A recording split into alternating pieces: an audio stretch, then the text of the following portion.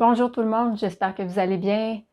Le sujet d'aujourd'hui, j'aimerais parler de la performance sous pression. Donc, quand il y a un enjeu important en match, en compétition, j'aimerais donner 3 types de courage, parce que dans ces moments-là, souvent, on a besoin de notre courage.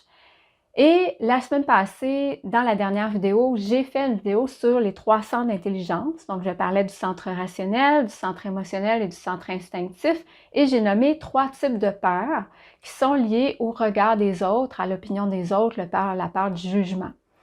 Donc, c'est un peu la suite de la dernière vidéo. Maintenant, j'aimerais parler de 3 types de courage qui sont liés à nos 3 centres d'intelligence. Comment est-ce qu'on peut... En fait, il y a certains types de courage qui sont peut-être plus faciles pour nous. On a plus de facilité à y accéder. Et il y a d'autres types de courage qui sont peut-être moins accessibles pour nous parce qu'on les a moins entraînés. Donc, le but, c'est de voir c'est quoi les types de courage pour toi, qu'est-ce qui est plus facile pour toi ou qu'est-ce que tu as le plus entraîné en termes de courage et qu'est-ce que tu pourrais entraîner pour être capable d'être encore plus performant, d'exprimer ton plein potentiel sous la pression. Alors, je vais commencer avec le courage mental, le courage au niveau de la tête. Le courage mental, c'est lié à nos idées, à nos croyances, à notre discours interne aussi, ce qu'on se dit à l'intérieur de nous, et aussi à notre vocabulaire, à ce qu'on dit aux gens, ce qu'on dit à haute voix. Et qu'est-ce que ça pourrait représenter? Qu'est-ce que ça pourrait être le courage mental? En général, le courage mental, c'est oser affirmer nos idées.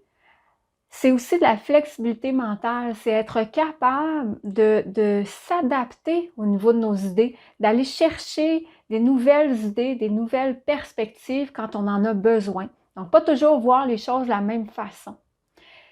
Et sous la pression, qu'est-ce que ça pourrait être d'avoir du courage mental? Sous la pression, ça va être de challenger nos idées, de se poser la question, ce que je pense en ce moment ou ce que je me dis en ce moment, est-ce que c'est réellement vrai? Est-ce que c'est une croyance ou c'est vrai? Est-ce que je pourrais voir les choses différemment? Parce que quand je suis dans ma tête, souvent j'ai tendance à être stressée, à être anxieuse. Donc, si je commence à questionner ce qu'il y a dans ma tête, il y a tout un discours qui est dans ma tête et c'est pas toujours vrai. Est-ce que c'est vrai que si je commets une erreur, on va perdre la partie? Est-ce que c'est vrai que si ça se passe pas exactement, si mon échauffement ne se passe pas exactement comme je le voudrais, est-ce que c'est vrai que nécessairement mon match ou ma compétition va moins bien se passer? Est-ce que c'est vrai que quand je commence un match ou une compétition, ça doit absolument bien se passer pour me donner confiance pour la suite? Donc tout ça, c'est des idées que j'ai dans ma tête, mais ça ne veut pas dire qu'elles sont absolument 100% vraies. Donc avoir du courage, c'est avoir le courage au niveau mental, c'est avoir le courage de chercher la vérité, d'essayer de savoir si c'est vraiment vrai ce qu'il y a dans ma tête ou si je peux voir les choses différemment. Est-ce que je peux adopter une flexibilité mentale? Est-ce que je peux changer quelque chose dans ma tête? Donc ça, c'est avoir du courage au niveau mental. Maintenant, si on parle de l'instinct, si on parle du courage du corps, du courage dans l'action, qu'est-ce que ça veut dire?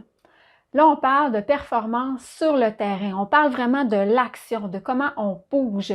C'est se lancer des défis toujours plus grands, oser se donner des buts plus élevés, plus difficiles, être capable de rester debout face à l'adversaire, face aux obstacles, face aux défis, continuer à avancer, peu importe ce qui se trouve devant nous, peu importe l'épaisseur du mur, peu importe la hauteur du mur, peu importe c'est quoi, on continue, on fonce, on se fait confiance.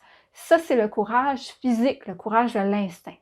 Maintenant, sous la pression, c'est de ne pas se laisser intimider, par exemple, face à un adversaire qui est très, très fort, qui a beaucoup d'expérience ou qui a gagné beaucoup de matchs ou beaucoup de compétitions. C'est de se faire confiance, mais aussi de faire confiance à notre corps, de faire confiance à nos acquis, faire confiance que le corps est prêt, qu'il y a eu tout l'entraînement dont on avait besoin pour être capable d'exécuter, pour être capable de performer sur le terrain, sans que nous, on ait besoin d'interférer à toujours essayer de tout contrôler dans notre tête, ce qui va se passer, puis comment est-ce qu'on va agir, comment est-ce qu'on va se positionner, quand est-ce qu'on va sauter, quand est-ce qu'on va se tourner. Donc, c'est vraiment faire confiance à notre instinct, faire confiance à nos automatismes, puis on appelle ça aussi la mémoire musculaire. Savoir que notre corps va faire ce qu'il a besoin de faire au bon moment.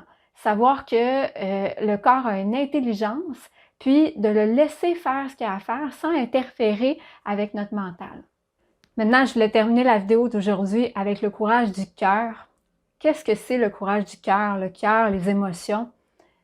Le courage du cœur, c'est de s'aimer et c'est d'aimer les autres, aimer nos coéquipiers, aimer nos adversaires, aimer nos entraîneurs, aimer tous les gens qui participent à notre succès ou à notre cheminement en sport, nos parents, notre famille, des amis, tous les gens qui nous supportent. Donc, vraiment d'irradier cet amour et de l'irradier pour soi aussi.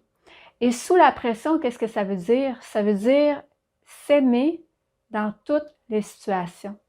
Peu importe ce qui se passe, peu importe comment tu performes, peu importe ce qui se produit sur le terrain, peu importe ce que tes adversaires te disent, c'est de rester dans l'amour de soi.